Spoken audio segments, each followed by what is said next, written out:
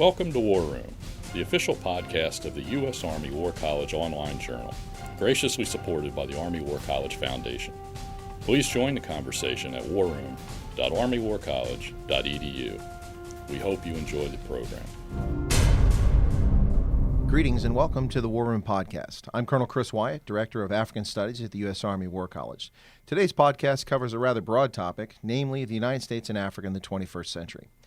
It's near impossible to cover 54 sovereign states' relations with Washington in a single conversation. However, closely related social, political, and security interests in many African countries permit us to consider some recurrent themes of interest in Washington and national capitals across the African continent. Our guest today is Ambassador Phil Carter. Ambassador Carter has served in a variety of positions related to Africa throughout his public career. In addition to various high-profile tours, he served as the U.S. Ambassador to the Republic of Guinea from 2007 to 2008, and as the U.S. Ambassador to the Republic of Ivory Coast from 2010 to 2013. Ambassador Carter also served as Deputy to the Commander for Civil-Military Engagement for the United States Africa Command. With the inauguration of a new administration a year ago, and more recently the December 2017 release of the administration's first national security strategy, many ask the question, what is the state of U.S. relations with African states? And more to the point, many Americans ask, what are our interests there? Does the United States have strategic interest in Africa? What might those interests be? Do African states seek engagement with the United States? And what of developments across the continent? Will events lead to significant changes in the U.S. relationship with African states? Here to discuss this with us this morning, these topics, is Ambassador Carter. Ambassador, welcome to the War Room. Thank you. So you have a long and distinguished career advancing U.S. foreign policy in Africa. Could you share a little with us on what you see today as the U.S.'s overarching interest in Africa? Which are the most important to Washington and its African friends, allies, and partners? I think there's a variety of factors to look at.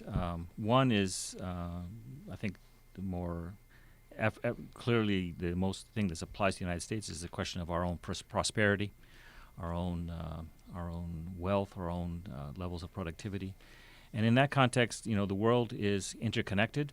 The global supply chains are absolutely critical. And in that vein, you have to look at Africa in that context economically. A lot of primary commodities that we utilize in our own manufacturing space come from Africa.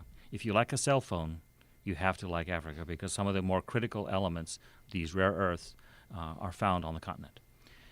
Aside from the commodities, however, there's a cultural connections between the United States and Africa for obvious reasons. The horrible history of the slave trade.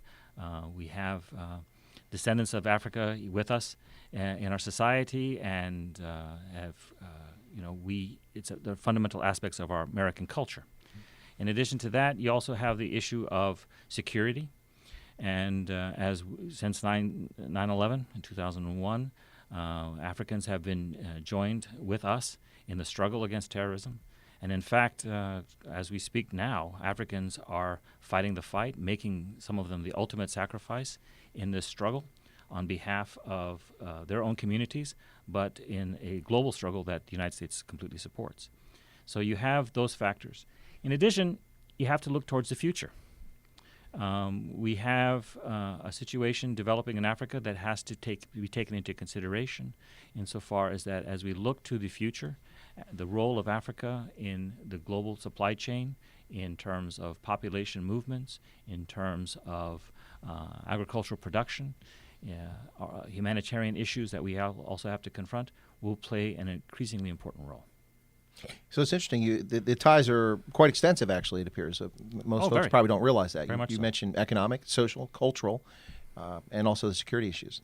So development and security seem to get the lion's share of public interest from the media whenever Africa and the United States are mentioned in the same sentence. In dollar terms, the U.S. spends far more on development assistance across the continent than it does on security. However, of late, much public attention has been focused on countering violent extremism in the Sahel region of Africa. Consequently, many are left with the impression that the only reason Washington engages with Africa is to fight terrorism. Now, you mentioned the security a moment ago. Is that a fair characterization? It doesn't sound like it is based on what you just said. Well, I think the challenge is that it's a question of balance. It's a question of emphasis. And if you look at the national security strategy, there is a strong emphasis on security. There's an emphasis also on trade. Some of the development issues that we have addressed in the past, we will continue to do so, though those funding levels may shift somewhat. So the emphasis may, the pendulum swings between what we call some of the basic core developmental issues, education, democracy, human rights, those fundamental issues, towards what we call the harder issues that we look at in the context of things like security and counterterrorism and such. And so I think the pendulum has swung to the security side of the equation. I think that we have to look beyond that. I mean, the other aspect of the national security strategy is trade. And as I mentioned before, the importance of Africa in some of these global supply chains. I think in that context, we have to look at what we can do in terms of our assistance, both in the context of official development assistance, but also as we engage Africa in terms of partnerships with trade, in terms of commerce, in terms of looking at the digital information space, looking at where we can bring our assets to bear to improve that commercial, entrepreneurial, economic, and by extension social environment that is already developing in Africa, and how we as Americans can take advantage of that in the context of our own security, of our own productivity, and our own prosperity. You mentioned economics. In 2000, one of the last things that happened in the Clinton administration was the signing into law of the Africa Growth and Opportunity Act, which was then expanded under the next administration and further expanded under the Obama administration. Do you see that as having been a positive development for trade between the United States and Africa, or are there some challenges with the agreement? Well, I think there's some problems with it. I mean, I think it's a good thing. Let's be clear. What it does is, the way I've characterized it to my African friends is that, in a sense, the African Growth and Opportunity Act, AGOA, is kind of like we open the door to the American marketplace for Africans, for African businesses, African entrepreneurs. How they walk through that door, how they enter that space, is up to them. And we can provide assistance to them, but in the end, it's up to Africans that need to take advantage of the U.S. marketplace. We're not going to. But the fact is that it's open to them in a preferential manner through the African Growth and Opportunity Act. They have not taken as full advantage of that opportunity as they could for a variety of reasons. Some of it's structural, some of it is just informational, some of it is developmental. Also the competition, the productivity of things, the production of African goods, some of it has been supplanted by other producers. China, for example, has weathered the textile industry in Africa. Same thing with cotton production. Not too long ago, Africa was a growing producer of textiles, of clothing. That is no longer the case, given that because of international agreements and because of changes in production, has shifted towards Asia and principally China. So I think the African Growth and Opportunity Act is a useful tool. It provides opportunity, a portal into the United States marketplace for African entrepreneurs and African businesses, but more needs to be done. They haven't taken the kind of full advantage of that opportunity as they should. You mentioned textiles. The expiration of the multi-fiber agreement from the World Trade Organization over a decade ago is what really led to the decline of the textile industry in Southern Africa.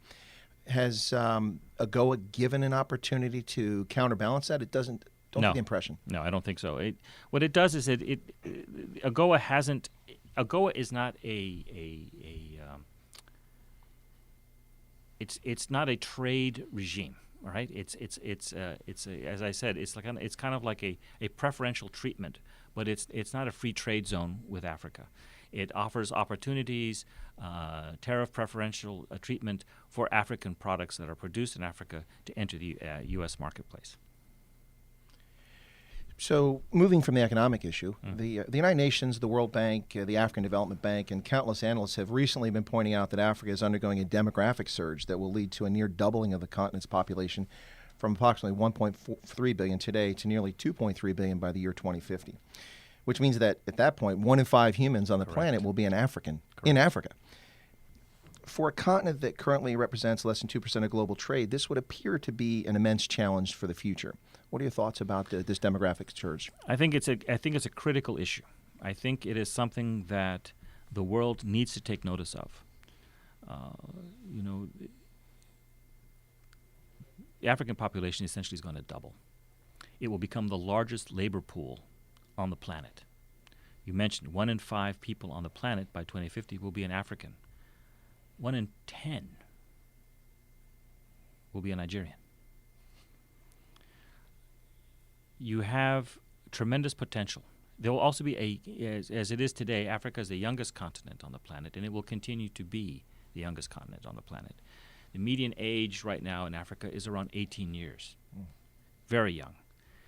By 2050, it'll creep up a little bit, but it'll still be in the low 20s.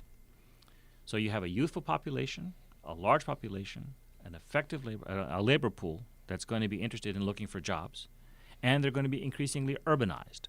By that same period, 2050, most of Africa will be urbanized. Most Africans will live in cities. The character of those cities will be a challenge. Will the social networks be in place so that education and basic utilities and health services will be there to accommodate this influx of young people who are also increasingly becoming connected through mobile telephones and actually in many respects Africa leapfrogs the infrastructure, the information infrastructure that we have in the United States because they don't have the legacy infrastructure of landlines and all this. So they're moving forward on mobile connectivity faster than more established economies. So you have this. These are all factors for economic activity. You can look at this in a sense that these are drivers for growth. Active population, looking to do work. The entrepreneurial spirit in Africa is well known. How can that be tapped in a way that leads to growth? You have some of the fastest growing economies in the world are in Africa. And so how can one foster more of that, right? The challenge is that those drivers, youth, urbanization, all that, are also the similar drivers for insecurity. And it all depends upon one thing. It's a question of governance. And it's the question of, and to me that's the real challenge. What can the world do in working with our African friends and partners to improve African governance? In other words, the solutions for Africa have to rest with Africans. They are the ones who have to take advantage of the economic opportunities that will lend themselves. They're the ones who have to help their economies and their societies become resilient and supple enough to be responsive in a positive way to these economic and technological opportunities. It comes down to governance. And if you want to distill it further, it comes down to leadership. And that is a challenge right now in terms of there are some amazing leaders in the African continent, and there are some that I would say are not so amazing. Sounds like the rest of the planet. Yes. So it sounds like your perspective is that this doubling of Africa is not all bad news, which many people seem to attribute to it. It sounds like that perhaps there's some opportunities. You've talked about a large labor pool.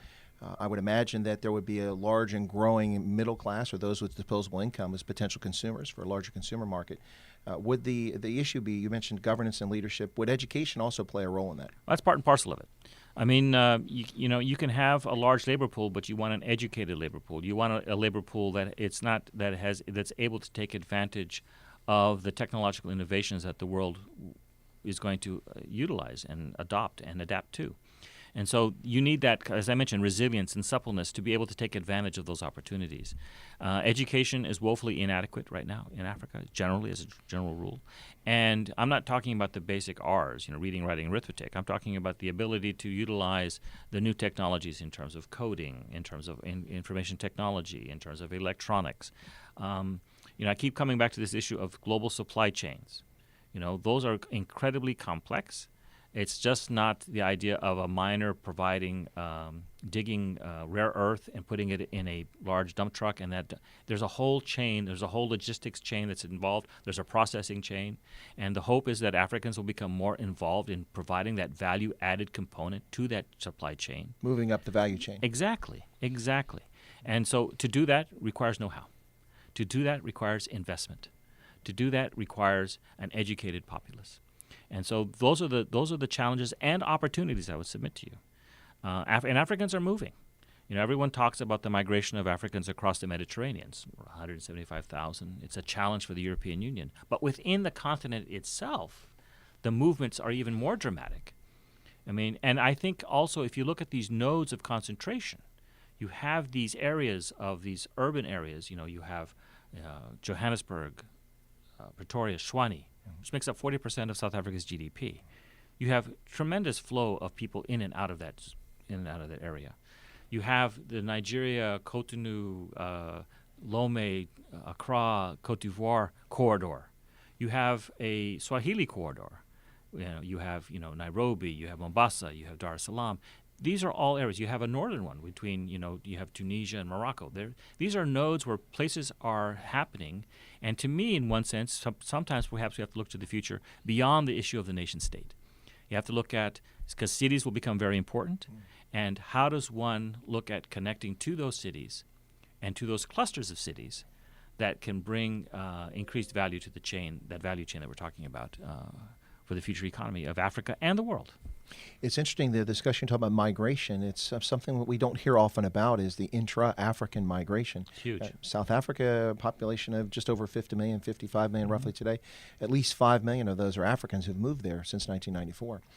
So if we could turn briefly to the African Union, a question about that. So, and what of the African Union and the United States would be the question I'll ask. It seems that the recurrent theme that many mistakenly assume that the European Union and the African Union are the same sort of entities. However, while numerous treaties like the Schengen and Maastricht agreements have resulted in surrendering some state sovereignty in exchange for a degree of political union within the European Union, that's not the case with the African Union. The AU has little authority to impose rules or standards on African states. Is this in fact correct? And if so, the AU relationship, is it important to the United States, and how can the U.S. and Africans leverage those diplomatic ties at the African Union to the advantage of both parties? Chris, you're making a good point. I mean, there's a lot of confusion. The AU structure is not the same thing as the European Union structure. And the AU is an international, continental, pan-African organization. Its membership of the 54 countries that are there are actively engaged with one another. Think of it as a forum for discussion. Think of it as a forum for looking at common problems. And frankly, the African Union, as we understand it today, is a construct of something that existed before, but the African Union itself was established in the early 2000s. And so as an institution, it is much younger than the European Union. It has a lot more to go. It's still trying to develop its own infrastructure. The commitment of African governments to support financially the African Union is a challenge, given the different levels of development on the continent.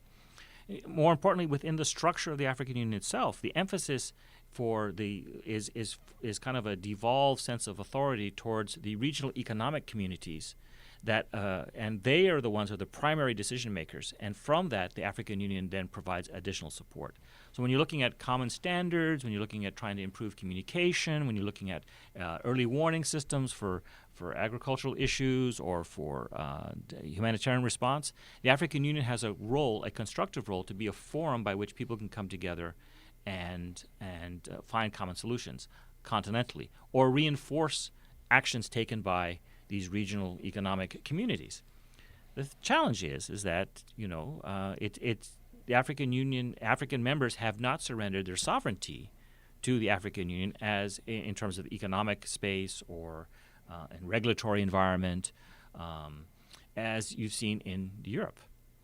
And consequently, the level of communication, the level of coordination is still an evolving thing within the African Union. Is it important to us? Absolutely. It's a one place in Addis Ababa where an American diplomat or an American leader can engage all African leaders in one place. That's kind of important. Now to really cut down on frequent flyer miles. Yes, it can, because Africa is a big place. Indeed. And so in the context also, in terms of the dynamic, the solutions we're looking at as a continent have to take into account the immense cultural and population and political diversity on that continent. I mean, it's 54 countries.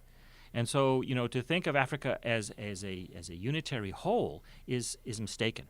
It is a mosaic. And so the African Union is one portal, if you can look at it that way, into that mosaic. And it's an important institution. It's one that requires our support. It's one that deserves our support, and also the support of the Africans themselves. It's an interesting description of it as a portal. To be fair to the African Union, there has been some activity that they seem to have fostered of late. For instance, the effort to eliminate visa requirements for traveling amongst African countries, largely a legacy of the colonial era. But that would be a positive step, I would imagine. Would you agree? I would agree. I think so. The question is how that's going to be adopted. Remember, there's no enforcement mechanism within the African Union. This is all about consensus. This is all about an acceptance of these terms. African Union is very much engaged in the security issues, trying to provide increased coordination to the peacekeeping elements. Look, Africans are some of the world's primary peacekeepers. In fact, we've trained most of the African peacekeepers. The United States has, and something we should be very proud of. And a lot of them are trying to provide solutions, constructive solutions to security crises on the continent, but globally as well. So you have Africans serving around the world wearing those UN blue helmets. The African Union is trying to bring some kind of standardization to the training, to the means and the criteria for deployment. They're trying to develop means by which how African states and African institutions can respond to crises in Africa. This is a good thing. It's going to take some time. There's a lot of discussion, a lot of issues. It's very complex. But the African Union as an institution is taking those complex issues on board. So we've taken the near impossible task of looking at the United States and Africa, and as you mentioned, it's often overlooked by folks. It's not exactly a single entity. We're talking about thousands, a few thousand languages, thousands of cultural groups, different identities, huge countries, wide spread of different values and understandings. Yet we've taken this brief time in the podcast today to discuss about the implications of the United States and Africa working together and states in Africa. So it seems like a good point to conclude our discussion this morning on the United States and Africa in the 21st century. And with that, I'd like to thank our guest, Ambassador Phil Carter, for his time and his insights on such a broad topic. Thank you, sir. It was a real pleasure. Thank you. And that concludes our program. Thank you for listening. The views expressed in this podcast reflect those of the speakers and do not necessarily reflect the views, policies, or positions of the U.S. Army or the Department of Defense. Let us know what you think. Provide us your feedback, comments, or suggestions through our webpage at warroom.armywarcollege.edu. And have a great day.